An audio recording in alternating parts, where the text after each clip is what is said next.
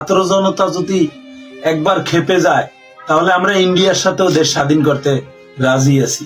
India এমন একটা রাষ্ট্র আমাদের দেশের হিজলাদের মতো, যেরকম হিজলাদেরকে আমরা টাকা না দিলে কাপড় খুলে ফেলে, ঠিক ইন্ডিয়া সেই রকম একটা রাষ্ট্র।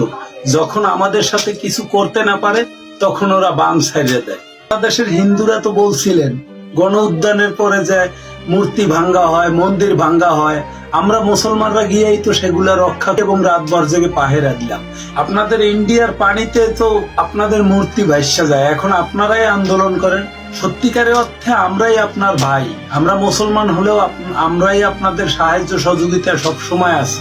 ভিডিও দিয়েছেন যে বাংলাদেশের বদনাম করার জন্য কিছু ভিডিও দিয়েছেন। ইন্ডিয়াকেও মনে রাখতে হবে যে আমরা বেরিবাদ ঠিকই তৈরি করব, কিন্তু ইন্ডিয়া যে আচরণ করবে আমাদের সাথে এখন, ভবিষ্যতে আমরা ঠিক সেই আচরণটাই করব। পানি ছাড়বে, সিস্টার হারাবে। 7 সিস্টার আমাদের জায়গা, আমাদেরই থাকবে। আমরা বাংলাদেশে কিছু এজেন্ট পাইছিলাম, তখন তাদেরকে রাত্রে ছেড়ে না দিয়ে তাদেরকে যদি ধরে শাস্তি দিতাম সেটাই ভালো হতো। ভারতের মা হলো শেখ হাসিনা।